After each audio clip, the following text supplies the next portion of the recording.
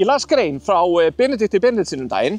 Hann sem sagt framkvæmdastjóri SVþ eða Samtaka verslunar, þjónustu og bílgreina sambandsins. Þar var hann að tala frumvarp eða minnisblað sem að fjármála- og efnahagsráðuneytið var að leggja fram. Ef að þetta frumvarp verður samþykkt, þá munu heildar vörugjöld á nýjum bílum árið 2026 hækka í 65%. Þessi aðgerð á að tryggja ríkinu auka 7,5 milljarða á næsta ári. Þetta eru peningar sem munu alveg klárlega fara í það að viðhalda vegakerfinu og bæta það í mitt. Nei, sorry. Þetta var að flýta fyrir orkuskiptunum. Gefðu mér break. Verði þetta frumvarp að veruleika, þá mun verðið á meðalrafmagnsbíl hækka 66.000 krónur. Ok, engin skandall, við getum mögulega að lifa með því.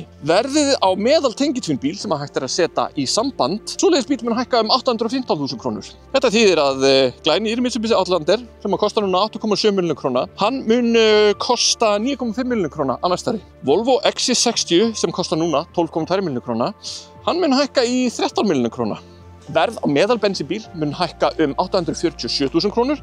Þetta þýðir að glænýr Dacia Sandero sem kostar núna 3,9 milljónir króna, hann mun hækka í 4,8 milljónir króna. Glænýr Toyota Aygo sem kostar núna 3,8 milljónir króna, hann mun hækka í 4,7 milljónir króna. Verð á meðal tvinnbíl sem ekki hægt að stinga í samband, þess að svona mild hybrid bílar, þeir munu hækka 1 milljón króna. Það þýðir að glænýr Toyota Corolla Hatchback sem kostar núna 6,6 milljónir króna, hann mun hækka í 7,6 milljónir króna. Dacia Duster sem kostar nú 5,9 milljónir króna, hann mun hækka í 6,9 milljónir króna. Verð á meðal dísilbíl mun hækka tæplega 1,5 milljón króna.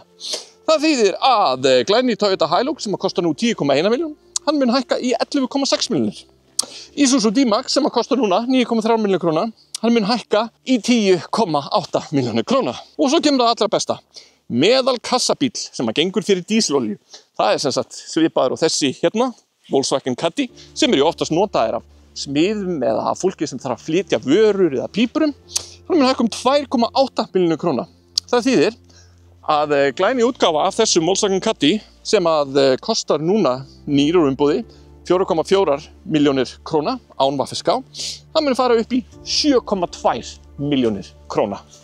Hljóta allir að vera óbúðslega ánægðir með þetta frumvarp. Pælið í bílumbúðir eins og Toyota. Toyota eru ekki þekktir fyrir það að framleiða haf af spennandi rafmagnsbílum, en það sem að Toyota gerir einstaklega vel, þeir framleiða óbúðslega góða hybrid bíla, hvort sem það sé plug-in hybrid eða mild hybrid.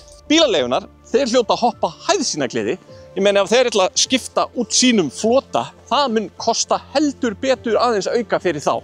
Þetta þýðir líka að við, almenningurinn, hérna, ég, þú, sennilega, sem ert að horfa á þetta, við munum gera allt sem í okkar valdi stendur til að halda áfram að keyra á þessum gömlu díseldruslum eins lengi og við getum. Þetta 2012 árgerð á Volkswagen Caddy og hann dísel. Þetta Dieselgate Volkswagen og ég búinn að fjarlægja EGR-búnaðinn úr þessum bíl. Og ég lofa ykkur því að ég ætla að keyra þessa druslu eins lengi og ég mögulega get með þessari díselvél í bílnum.